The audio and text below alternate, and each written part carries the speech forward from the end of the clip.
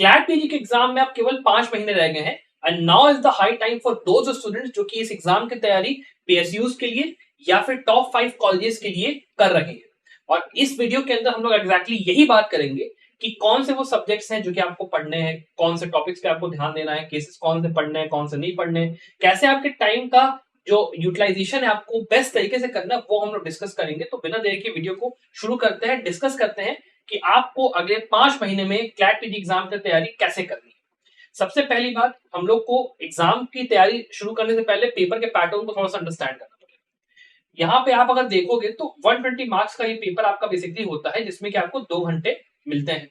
अब यहाँ पे अगर आप एक क्वेश्चन सही करोगे तो 1 मार्क मिलेगा, और अगर एक क्वेश्चन गलत करोगे तो 0.25 मार्क्स आपके यहाँ पे डिडक्ट होंगे। सो विच मींस नेगेटिव मार्किंग है, 1/4 मार्क्स जाते हैं। बहुत संभल के इस पेपर को आपको करना है।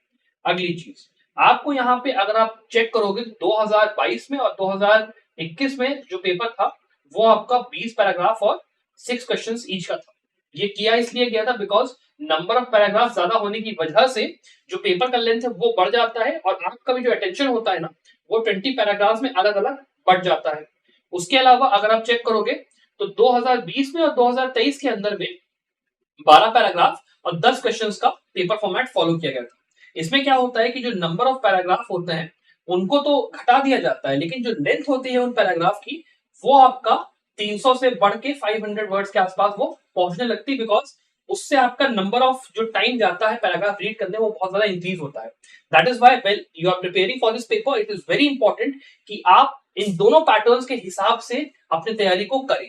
साथ ही में जो पैटर्न के अंदर शिफ्ट है वो आपको ऐसा दिखेगा कि sometimes they ask you very recent cases, 2021 के, 2022 के, 2000 जो भी मतलब जो भी ईयर है उससे एकदम ईयर -1 के केसेस वो लोग पूछेंगे कभी।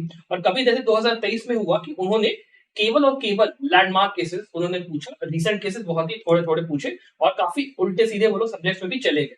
So it is very important कि आपको बैलेंस बना के चलना है इन दोनों पैटर्न्स में, और एग्जैक्टली इसी चीज को मद्देनजर रखते हुए इस स्ट्रेटेजी के अंदर हम लोग डिस्कशन करेंगे। अब इसके बाद हम लोग बात करें अगर थोड़ा सा टाइम के प्रोस्पेक्टिव से, तो अगर आप ये वीडियो मान लो देख रहे हो in the month of July, या फिर अगर आप जून में देख रहे हो, तो आपके पास सीधे सीधे 1 2 3 4 5 महीने रह जाते हैं। प्लेन एंड सिंपल, एग्जाम आपका 3 तारीख को है।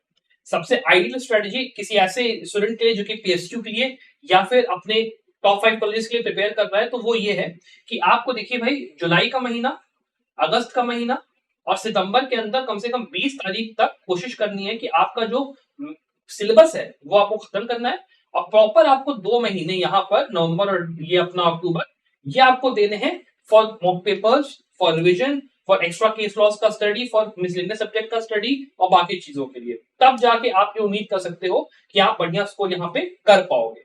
And why I am saying this, because see एक बहुत ही सिंपल सी बात आपको समझनी ये है कि कोई भी ऐसा स्टूडेंट जो कि पीएसयू के लिए इस एग्जाम को देता है वो मल्टीपल अटेम्प्ट्स लेता है, ठीक है। और अगर आपने एक बार पढ़ाई करी, फिर आपने पेपर दिया, और फिर आप जब दोबारा पढ़ाई करते हो तो उससे क्या होता है कि आपको पहले से पैटर्न का आइडिया है, और अब आपको केवल 20% या 30% ही एफर्ट लगाना है।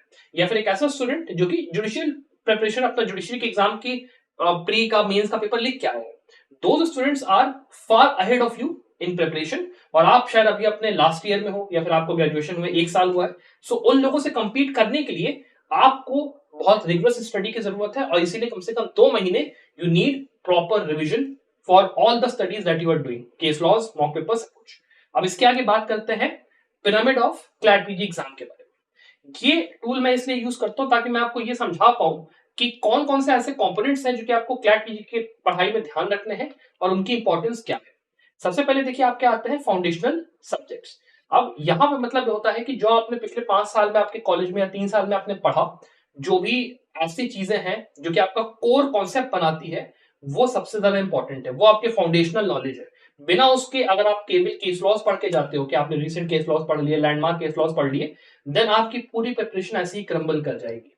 आप एग्जाम जाओगे देने, आपको लगेगा कि आपको सब कुछ आता है पैराग्राफ पढ़ के, बट आप जब क्वेश्चंस को देखोगे ना तो आपको लगेगा कि यार ये तो मुझे आते ही नहीं है, मुझे 2-3 ऑप्शंस का तो पता ही नहीं चल रहा है, कंसेप्ट मुझे क्लियर ही नहीं हो रहा है। So it is very important कि पहले आपको फाउंडेशनल स्टडीज को अच्छे से करना है, then you have to move to case law studies. और इसको भी देखिए, केस लॉ जो आपकी स्टडीज है उसमें भी कई टाइप के केस लॉज होते हैं, उनको पढ़ने का एक तरीका होता है, किस तरीके के केसेस का आपको पढ़ना है वो भी आपको देख के चलना है। तो सारी बातें हम लोग को अभी इस वीडियो में मैं कवर करूंगा। उसके बाद आखिरी चीज है वो है आपकी एमसीक्यूज और कॉम्प्रिहेंशन की प्रैक्टिस।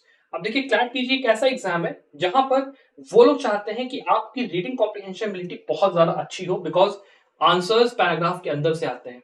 एटलीस्ट अगर आप एक पैराग्राफ ले रहे हो तो उसमें कम से कम 3 से 4 क्वेश्चन ऐसे होंगे जिनका आंसर पैराग्राफ के अंदर दिया होता है।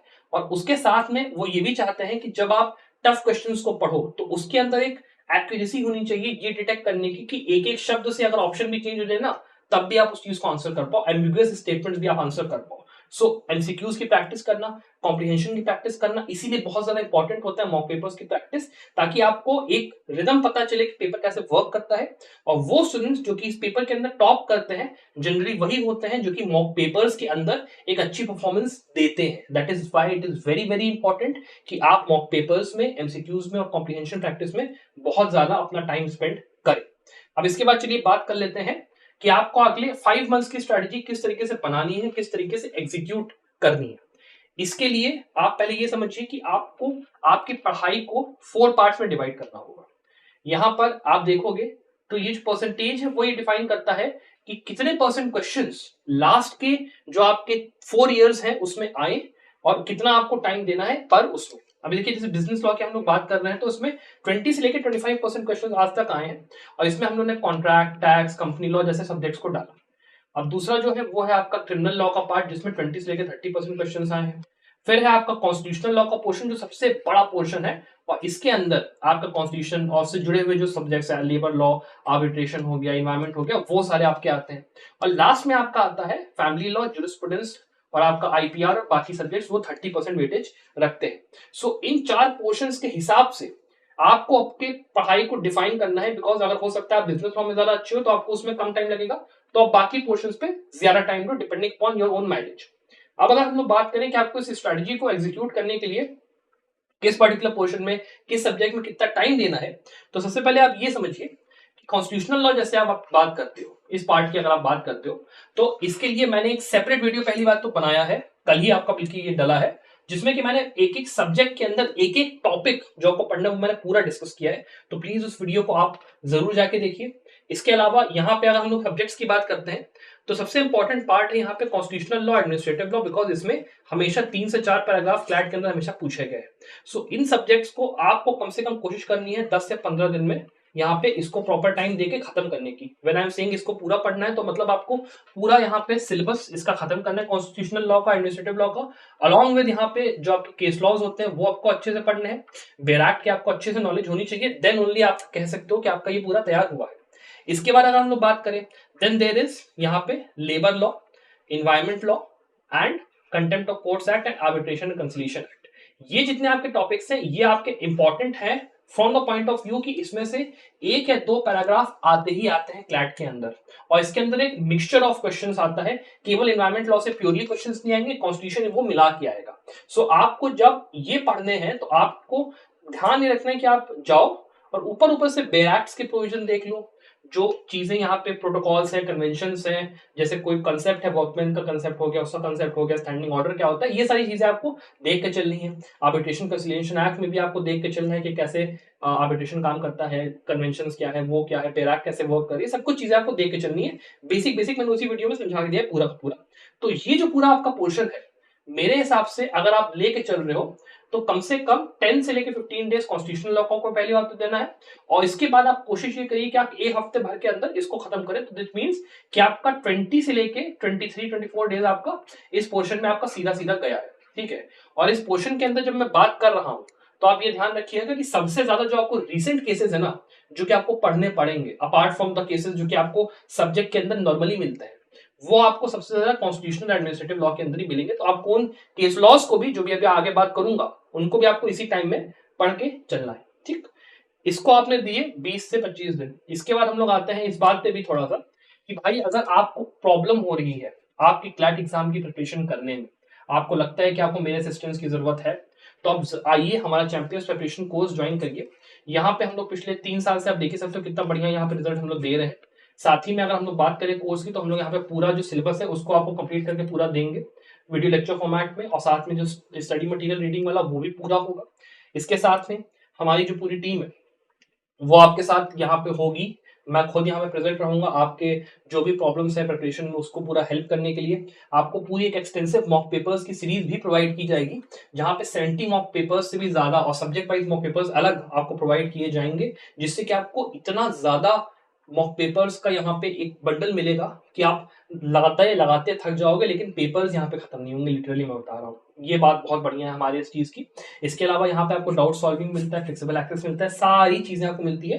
तो अगर आपको एनरोल करना है तो आप अगर यहाँ पे 30 तारीख के पहले, 30 जून के पहले एनरोल करते हैं तो आपको ये 4899 में कोर्स आराम से मिल जाएगा, वरना इसका प्राइस जो है 6 के आसपास रहता है। तो अगर आपको एनरोल करना है 30 जून के पहले, आप डेफिनेटली एनरोल करने की सोच सकते हैं। इसके बाद हम लोग बात करें अगले पार्ट के बारे में, तो वो है आपका बिजनेस लॉ का पार्ट। अब देखिए, बिजनेस लॉ के अंदर जो 3 सबसे इंपॉर्टेंट सब्जेक्ट्स हैं वो है आपके कॉन्ट्रैक्ट, कंपनी और ट्रांसफर ऑफ प्रॉपर्टी एक्ट। इनके अंदर आप जब पढ़ाई कर रहे हो तो कोशिश ये करो कि इन सारे सब्जेक्ट्स को आप कुछ नहीं तो 8 से लेकर 9 दिन में खत्म करो, मोर देन दैट। और इसके बाद ये जितने सब्जेक्ट्स हैं इनको भी कोशिश करिए खत्म करने की। इसका मैंने पूरा वैसे भी जो मैंने बताया वीडियो में बना चुका हूँ सिलेबस का पूरा, वो देख लीजिएगा। इसको भी कोशिश करिए कि आप इसको हफ्ते भर में खत्म करो, विच मीन्स ये भी पोर्शन आपका 15 दिन के अंदर खत्म हो जाना चाहिए, नॉट मोर देन दैट। सो आपके 2 पोर्शन कॉन्स्टिट्यूशन वाला, उसके अंदर आपने 20 से 25 दिन, और इसके अंदर 15 दिन आपको दे के चल रहे बिजनेस लॉ वाले पार्ट में। अब तक मैंने आपको बता दिया। इसके बाद जो अगला पोर्शन है वो है आपका क्रिमिनल लॉ का पोर्शन। इसके अंदर सबसे इंपॉर्टेंट जो 3 आपके हैं वो है आपका आईपीसी सीआरपीसी एविडेंस, सीधा सीधा। और इसके अलावा ये जो मिसलेनियस बेयर एक्ट है इसके लिए भी मैंने पूरा का पूरा सिलेबस बताया हुआ है इस वीडियो के अंदर, आप देख लीजिएगा। इसको भी अगर मैं बात करूं खत्म करने का, तो इन 3 सब्जेक्ट्स के लिए आप यहाँ पे लेके चलिए 15 दिन, और इन सब्जेक्ट्स के लिए आप अगर 4 से 5 दिन भी लेके चलोगे तो मोर देन इनफ है। तो मतलब यहाँ पे 20 दिन सीधा सीधा हम मान के चल रहे हैं, तो फिर 15 और फिर आपका 20 से लेके 25 दिन वहां कॉन्स्टिट्यूशन का, ठीक है, ये हो गया। और इसके बाद आपका अदर पार्ट, ठीक है, ये वो पोर्शन है जो कि अपार्ट फ्रॉम आपका कॉन्स्टिट्यूशन, आपका क्रिमिनल, आपका बिजनेस है। तो उसके अंदर सबसे पहले आपका सबसे बड़ा जो सब्जेक्ट है वो है इंटरनेशनल लॉ। इसकी जब आप पढ़ाई कर रहे हो तो इस बात का ध्यान रखना कि international law is a subject जहां पे केवल सिंपल सिंपल कॉन्सेप्ट पढ़ने से काम नहीं चलेगा। यहाँ पे आपको थोड़ा सा इनडेप्थ पढ़ना पड़ेगा और थोड़ा सा टेंजेंशियल भी जाना पड़ेगा। मान लो वर्ल्ड जो आपका इंटरनेशनल ट्रेड लॉ होता है या फिर इंटरनेशनल इन्वायरमेंट लॉ होता है, उसकी पढ़ाई करना, ह्यूमैनिटेरियन लॉ की पढ़ाई करना, रेफ्यूजी कन्वेंशन में चले गए, वहां चले गए, थोड़ा थोड़ा ना अपना बढ़ा के रखो, उस चीज का दिमाग खोल के रखो कि हाँ मुझे ज्यादा पढ़ना है। साथ ही में आपको कोशिश ये भी करनी है कि जो रिसेंट में केसेस आते जा रहे हैं या फिर वर्ल्ड ट्रेड ऑर्गेनाइजेशन में मान लो कि बहुत ही बड़ी चीज हो गया, कुछ भी हुआ, उसके ऊपर आपको खास नजर रखनी है, बिकॉज उसके ऊपर बैक टू बैक क्वेश्चन यहाँ पे क्लैट ने पूछा है। सो इसके लिए भी इंटरनेशनल लॉ के लिए अगर मैं बात करूं तो यहाँ पे 3 से 4 दिन आप लेके चलिए। जूरिस्प्रूडेंस की अगर आप बात कर रहे हो, जूरिस्प्रूडेंस इज दैट सब्जेक्ट जिसके अंदर ऑब्वियस सी बात है आपको रेगुलरली पढ़ाई करनी है। पूरा पूरा यहाँ पे पढ़ने में जूरिस्प्रूडेंस को टाइम लगेगा। सो मेरे हिसाब से कम हफ्ता भर, अ वीक, 7 डेज यहाँ पे लेके चलना है। उसके बाद यहाँ पे हिंदू लॉ, मुस्लिम लॉ की बात आती है, तो इसको करने के लिए आपको देखिए जरा टाइम लगना नहीं चाहिए, बिकॉज सब्जेक्ट थोड़ा सा यहाँ पे आसान है। तो यहाँ पे हम लोग 3 से 4 दिन इसको भी अलॉट करते हैं। और उसके बाद आपका ये जो पूरा पोर्शन है आईपीआर का और आपका लॉ ऑफ टॉर्ट्स का, ठीक है, लॉ ऑफ टॉर्ट्स वैसे इतना इंपॉर्टेंट है नहीं, तो इसको भी 2 से 3 दिन में करने की कोशिश करिए, और इस पोर्शन को भी 4 से 5 दिन में करने की कोशिश करिए। तो मतलब अगर हम लोग टोटल लेके चलते हैं तो ये आपका हो गया टोटल 8, 4, 12, 12 और 7 आप ले लीजिए, तो आपको करीब 20 दिन के आसपास इसको भी हम लोग मान के चल सकते हैं। तो यहाँ पे टोटल अगर हम लोग बात करें तो हमें देखिए केस लॉज रिसेंट वाले मिला के, उसकी भी मैं अगर थोड़ी बात करूं तो यहाँ पे आईपीसी सीआरपीसी एविडेंस, ये जो पोर्शन इसमें सबसे ज्यादा रिसेंट केस लॉज आते हैं, तो इसमें आपको सबसे ज्यादा टाइम लगेगा रिसेंट केसेस को पढ़ने में। इसके अलावा अगर हम लोग बात करें तो कॉन्ट्रैक्ट्स और कंपनी में उतने रिसेंट केसेस आपको नहीं मिलेंगे, ना आपको फैमिली लॉ में मिलेंगे, तो उतना आपको टाइम नहीं लगने वाला उसको कैचअप करने में। तो अगर हम लोग बात करें यहाँ पे सीधे सीधे, तो यहाँ पे देखिए टोटल 25 दिन आपको देने हैं कॉन्स्टिट्यूशनल लॉ वाले पार्ट में। उसके बाद हम लोग बात करते हैं तो आपको 15 दिन देने हैं बिजनेस लॉ के पार्ट में। उसके बाद क्रिमिनल लॉ के पार्ट में आप करीब समझ लीजिए 20 दिन क्रिमिनल लॉ में, और यहाँ पे भी 20 दिन अदर लॉज में आपको दे के चलना है, विच मीन्स आपका ये 40 और ये आपका हो गया 40, which means total of 80 days आपने दे दिया। विच मीन्स अगर हम लोग मान के चल रहे हैं तो हमारा जो 3 महीने का टाइम है उसमें से हमारा जो है 20 तारीख तक, जैसे मैंने कहा 20 सितंबर तक, देखिए हमारा पूरा पूरा खत्म हो गया, 10 दिन तब भी सितंबर के महीने में आराम से बचे। अगर आप जुलाई से भी कोशिश कर रहे हो अपना यहाँ पे तैयारी करने का, शुरू करने का, सो विच मीन्स आराम से ये पेपर का तैयारी हो सकता है, डरने की बिल्कुल जरूरत नहीं है कि ना मुझसे लेट हो गया या फिर ये हो गया वो हो गया। आराम से अगर जुलाई में भी तैयारी शुरू करोगे आराम से हो जाएगा। 80 डेज के अंदर केस लॉस के साथ वो खत्म करना है बस आपको, और बाकी चीजें हैं। इसके बाद अगर हम लोग बात करें आगे, आपको देखो मैंने ये तो बता दिया कि थ्योरी को कैसे करना है, ठीक है, उसके लिए वो भी वीडियो भी आप एक बार रेफर कर सकते हो। इसके बाद बात आती है कौन से केसेस हमें पढ़ने हैं, बिकॉज फाउंडेशन खत्म होने के बाद मैं जो दूसरा टॉपिक बोला था वो था लॉ, केस लॉस का। सुनो, केस लॉस के अंदर देखिए दो टाइप की चीजें आपको केस लॉस के अंदर पढ़ने हैं, और जो क्वेश्चंस हमें यहाँ पे इस वीडियो में आंसर करना है वो ये है कि कितने टाइप के केसेस हमें पढ़ने हैं, क्या रेंज होगी उन केसेस की, और उसके अलावा जो केसेस हमें पढ़ने हैं वो हमें पता कैसे चलेगा कि ये जो पर्टिकुलर केस है ये इंपॉर्टेंट है कि ये इंपॉर्टेंट नहीं है। इन तीनों चीजों का अगर मैं आंसर करूं, सबसे पहली बात यहाँ पे there are two type of cases that have to be read. दो टाइप्स है।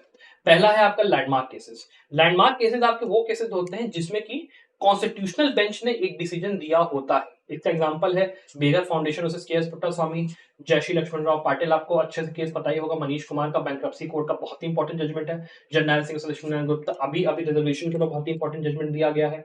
इसके अलावा भी अगर बात करूं तो गवर्नमेंट ऑफ इंडिया से एनसीटी दिल्ली का एक जजमेंट अभी आपका रिसेंट में आया जिसमें कि बात करा गया 233 आपका ए की जो आपका पूरा प्रोविजन है, एलजी कितना पावर रखेगा, बाकी चीजें वो सब कुछ। तो इस तरीके की जितने भी लैंडमार्क केसेस है ना, सबरीमाला इशू हो गया, शहरा बानो का केस हो गया, बाकी सब कुछ हो गया, ये केसेस आपको पढ़ने हैं।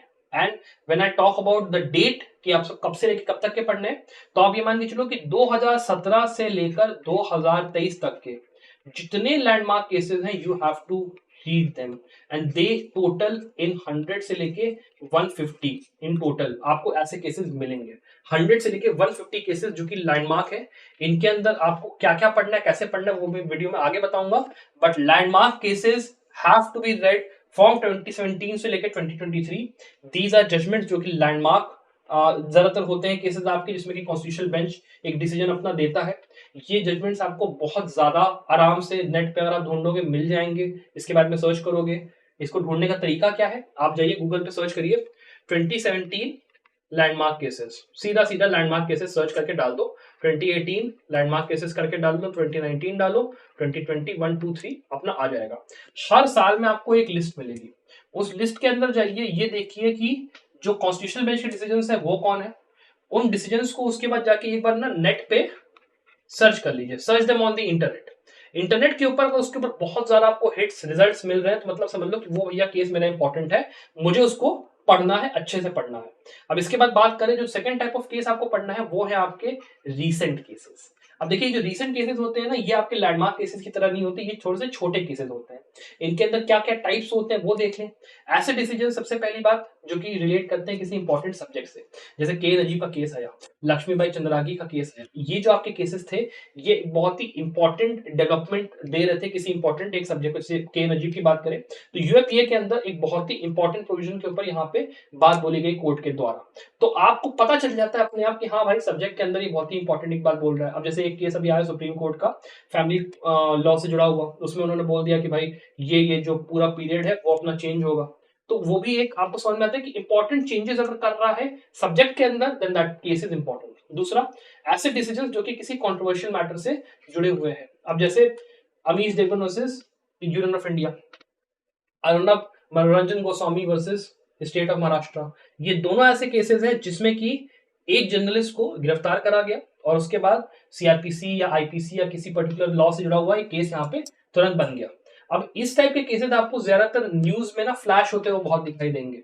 जैसे अभी रिसेंट में बात करिए हिजाब बैन की, या आप बात करिए कि जैसे अभी यूसीसी है उसके ऊपर कोई मामला अगर मान लो सरकार कोई केस लाया या कुछ भी हुआ तो वो आ गया, या कुछ भी इस तरीके का मैटर है जो कि कंट्रोवर्शियल है, तो उसके ऊपर आने का बहुत अच्छा चांस है यहाँ पे बेसिकली क्लैट के अंदर। और उसके बाद लास्ट डिसीजन ऐसे जिसमें कि कोई इंपॉर्टेंट गाइडलाइंस दिए गए हों, जैसे कि रजनेश वर्सेस नेहा केस हुआ, इसके ऊपर मतलब मेंटेनेंस में बहुत इंपॉर्टेंट गाइडलाइंस थी। इन दी एक्सपेडिशन स्टाइल हो गया, इसके अंदर भी आपका बहुत इंपॉर्टेंट गाइडलाइंस दिए थे कोविड के, और बाकी उसमें भी कई केसेस थे जिसमें कि गाइडलाइंस दिए गए थे। तो इस तरीके के जो तीन टाइप के केसेस है ना, ये आपको पढ़ के चलने हैं। अब इसकी भी रेंज क्या है, आप ये समझिए कि 2021 और 2022 के केसेस जब आप पढ़ रहे हो तो दोनों साल के अंदर there are not more than, यहाँ पे भी कह लो 100 और यहाँ पे भी मैं कह लो 100 से लेके 150 केसेस जो कि आपको पढ़ने हैं, उससे कम देखिए आपको नहीं मिलेंगे। ज्यादा सबसे सबसे ज्यादा सब्जेक्ट्स जो सबसे ज्यादा उसमें मिलेगा वो आपको कॉन्स्टिट्यूशनल लॉ में, सीआरपीसी में, आईपीसी में सबसे ज्यादा केसेस मिलेंगे। सर्च करने का तरीका बहुत ही सिंपल है, कुछ वेबसाइट्स में अभी आपको बताऊंगा, वहां पे अगर आप जाओगे तो आपको केस लॉ ब्रीफ्स पूरे पूरे जो आपका बंडल होता है वो आपको मिल जाएगा। उसमें से बस आपको जाना है, केस का नाम उठाना है, नेट पे डाल के एक बार सर्च कर लेना है कि यार इस केस को कितना ज्यादा कवर करा गया है। अगर बहुत सारे मीडिया आउटलेट्स ने, वेबसाइट्स ने कवर करा है मतलब केस इंपॉर्टेंट है, अगर नहीं कवर करा है तो मतलब इंपॉर्टेंट नहीं है। बट उसको फाइंड आउट करने का तरीका यही है, मैंने आपको तरीके बता दिए कि किस टाइप के चीजें आपको पकड़ने हैं, किन सब्जेक्ट्स के अंदर आपको सबसे ज्यादा मिलेंगे, ये बेस्ट तरीका है इसको पकड़ने का। और इसके बाद 2023 की अगर हम लोग बात करें तो इसके अंदर तो सारे के सारे केसेस जितने भी आ रहे, चाहे आप बात करते हो लैंडमार्क केसेस की, बिकॉज कॉन्स्टिट्यूशनल बेंच यहाँ पे जैसे टीवाई चंद्रचूड़ बहुत ज्यादा एक्टिव है, बहुत सारे कॉन्स्टिट्यूशनल बेंच के डिसीजन दिए जा रहे हैं, तो आपको लगातार लैंडमार्क केसेस भी देखने हैं और रीसेंट केसेस भी बहुत सारे ऐसे हैं जो कि यहाँ पे आ रहे हैं। देन विच मींस कि यहाँ पे एटलीस्ट 200 केसेस ऐसे होंगे इन टोटल जो कि 2023 में आपको पढ़ के चल रहे हैं। तो इसके लिए मैं भी आगे बताता हूँ कैसे आपको फॉलो अप करना है। अब थोड़ा ये भी देख लेते हैं कि जो केसेस मैंने आपको बताए उनके अंदर लैंडमार्क केसेस में क्या पढ़ना है, रीसेंट केसेस में क्या पढ़ना है। देखिए, जब आप लैंडमार्क केसेस की बात कर रहे हो तो सबसे पहले name of the case landmark cases में आपको पढ़ के चलना है, very important. Quorum of the जो बेंच है जिसमें डिसेंटिंग है या फिर कुछ भी कंकरिंग ओपिनियन है वो आपको लैंडमार्क केसेस में पढ़ के चलना है। ओवररूल्ड केसेस हो गए, रिलेटेड केसेस हो गए, वो भी आपको लैंडमार्क में पढ़ के चलना है। उसके बाद जो भी लॉज इन्वॉल्व हैं वो आपको लैंडमार्क केसेस में पढ़ के जाना है, दैट इज वेरी इंपॉर्टेंट। फिर कोई प्रिंसिपल या डॉक्ट्रिन मान लो यूज हुई है या फिर मान लो कुछ भी ऐसा है तो वो भी आपको लैंडमार्क केस में पढ़ के जाना है। और लास्ट में कोई जुरिस्प्रूडेंशियल एस्पेक्ट पे मान लो कुछ भी बात होती है तो वो भी आपको लैंडमार्क में पढ़ के जाना है। अब अगर रिसेंट की बात करें तो रिसेंट के अंदर नेम ऑफ केस देख लो, कोरम ऑफ जजेस देख पाना इम्पॉसिबल है, मत देखना। इंपॉर्टेंट जजमेंट्स या रिलेटेड जजमेंट्स को अगर देख पा रहे हो, बिकॉज अगर वो किसी सीरीज ऑफ केसेस से जुड़ा हुआ है, बिकॉज जैसे अगर आप बात करते हो तो जब आप पढ़ाई कर रहे हो तो आपको कॉन्स्टिट्यूशनल लॉ में पता है कि डॉक्ट्रिन ऑफ बेसिक स्ट्रक्चर के अंदर केशवानंद भारती से पहले आईसी गोलकनाथ, सज्जन सिंह, सचक्री प्रसाद, ये सब कुछ आया था। तो आपको अगर उससे जुड़ा हुआ कुछ वहां पे दिख रहा है तो उसको इंटर रिलेट करके पढ़ना इज वेरी इंपॉर्टेंट, वो आपको देख के चलना है। तो रिसेंट केसेस के अंदर भी आपको ये थोड़ा सा देख के चलना है। इसके बाद लॉज इन्वॉल्व रिसेंट केसेस के अंदर आपको देख के चलना है। रिसेंट केसेस में प्रिंसिपल्स एंड डॉक्ट्रिन्स को जरूरत नहीं है, ज्यूरिस्प्रूडेंशियल एस्पेक्ट की जरूरत नहीं है। रिसेंट केसेस के अंदर केवल क्या लॉ इन्वॉल्व हुआ है, क्या यहाँ पे इंपॉर्टेंट जजमेंट्स यहाँ पे दिए गए थे, और जो लास्ट चीज सबसे इंपॉर्टेंट चीज है रेशियो डिसीडेंट डाई। ठीक है, ratio decidendi landmark cases और रीसेंट केसेस में ऑब्वियस सी बात है आपको देख के चलनी है। तो this is what you have to basically study in both this type of cases. अब थोड़ा सा बात कर लेते हैं स्टडी रिसोर्सेज की जो आपको यूज करनी है फॉर स्टडी। सबसे पहले अगर आप बात करते हैं फाउंडेशन कवर करने के लिए तो एक एंड सीरीज ऑफ बुक्स आपको सीधे सीधे रेफर करनी है और कहीं नहीं जाना। इसमें दो टाइप की बुक्स आती हैं, एक आती है ऐसी बुक्स जो कि थोड़ा सा जो कि आपके बेसिकली जुडिशरी के पॉइंट ऑफ व्यू से दी गई है, 3-4 अपना वॉल्यूम की आती है, और दूसरी आती है सेपरेट सेपरेट आपको वो मिलती है। तो अगर आपको ये मतलब आपको पढ़ाई करनी है बिल्कुल स्ट्रेट फॉरवर्ड, बिल्कुल सीधा सीधा, आप एक एजेंट सीरीज में जाइए, कहीं आपको और भटकने की जरूरत नहीं है। इसके बाद कॉन्स्टिट्यूशनल लॉ के लिए अगर डेप्थ में पढ़ाई करनी है तो आपका जेएन पांडे, एनबी प्रांजपे और वीडी महाजन आप ज्यूरिस्प्रूडेंस के लिए रेफर कर सकते हैं अगर आपको डेप्थ में पढ़ाई करनी है तब। अगर आप ऊपर ऊपर से पढ़ाई करें तो AK Jain is more than enough, वरना JN Pandey, NB Paranjape, SK Kapoor आपका इंटरनेशनल लॉ के लिए।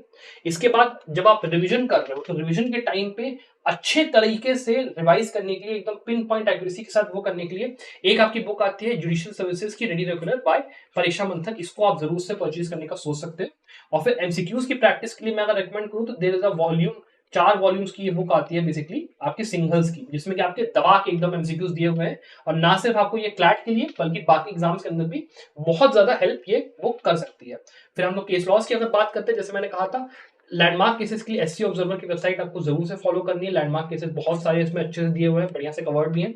उसके बाद आपके live law, SCC online blogs और बार एंड बेंच, ये जो 3 आपकी वेबसाइट्स है इनको आपको रेगुलरली फॉलो करना है। और इनको अंदर आप ये मत सोचिए कि ना मुझे रोजाना जो है, क्योंकि 2023 की जब आप बात कर रहे हो तो 2023 के अंदर आपको रेगुलरली लाइव लॉ फॉलो करना है ताकि आपको जो रिसेंट केसेस आ रहे हैं उनका पूरा नॉलेज रहे। आप रोजाना आधे घंटे लीजिए, लाइव लॉ में बैठिए, देखिए क्या इंपॉर्टेंट आ रहा है उसको नोट कर लीजिए। बाकी जो चीजें हैं अगर आपको मान लो दिक्कत हो रही है तो आप संभव लॉ में हमारे कोर्स को ज्वाइन करिए, वो तो हम आपको पूरा कवर करके देंगे अगर आपको इतनी मेहनत नहीं करनी है तो। इसके अलावा लॉ फॉर्म्स की जो वेबसाइट्स आपकी होती है, जैसे मान लीजिए साउदर्न मर्चेंट मंगलदास की वेबसाइट हो गई, ट्राइलीगल की वेबसाइट होगी, यहाँ पे आपको अच्छे अच्छे जजमेंट्स कॉर्पोरेट लॉ से जुड़े हुए, बाकी चीजों से जुड़े हुए मिल जाते हैं, आप उनको ही फॉलो कर सकते हैं। और लास्टली फैजान मुस्तफा सर का चैनल भी अगर आप फॉलो करोगे, it will be very very good, because यहाँ पे सर जिन जिन चीजों के ऊपर कभी कभी वीडियोस डालते हैं वो चीजें क्लैट में सीधे सीधे उठ के चली आती हैं। So that is why I would recommend कि आप फैजान मुस्तफा सर का चैनल भी जरूर फॉलो करें। अपार्ट फ्रॉम दैट, अगर आप बात करते हो, जैसे मैंने आपको बात करा केस लॉ ब्रीफ के बंडल आते हैं, तो केस लॉ ब्रीफ के बंडल के लिए आप लाइव लॉ या फिर बार इमेज में से किसी को भी फॉलो कर सकते हो। जैसे ही आपको वो बंडल मिले उसमें जाइए, केस का नाम ढूंढिए, और आपको अगर इंपॉर्टेंट लगता है तो बस एक बार उसको क्रॉस रेफरेंस कर लीजिए, गूगल पे जाकर सर्च करके आपको आराम से एक पूरा वो मिल जाएगा कि हाँ भाई ये जो केसेस हैं 2021 के ये इंपॉर्टेंट है, 22 के ये है, 23 के ये है। इससे जुड़े हुए जो वीडियोस होंगे वो भी मैं कोशिश करूंगा इंपॉर्टेंट केसेस कौन से हैं क्या है वो भी बनाने का। सो आपका बेसिकली ये समझ लीजिए कि जो 80 डेज थे वो मैंने आपको बता दिया कैसे आपको foundation subjects along with case laws complete करने पूरा का पूरा। अपार्ट फ्रॉम दैट जो आपके बचे हुए होंगे दिन उनको आपको यूज करना है मॉक पेपर्स लगाने के लिए, एमसीक्यूज लगाने के लिए जितना आप हो सके। मेरे हिसाब से एटलीस्ट कोशिश करिए 30 मॉक पेपर्स लगाने की बिफोर द एग्जाम। और अपार्ट फ्रॉम दैट इसके अलावा आप रिवीजन पे अच्छे से ध्यान दीजिए, जितना रिवाइज कर सकते हो जितना वो कर सकते हो उतना अच्छा रहेगा। अपार्ट फ्रॉम दैट अगर आपको वीडियो पसंद आए तो इस वीडियो को लाइक करिए, शेयर करिए, अपने फ्रेंड के साथ जरूर शेयर करिए जो कि क्लैट पीजी एग्जाम की तैयारी कर रहे हैं। And I wish you the very very best of luck for your future success.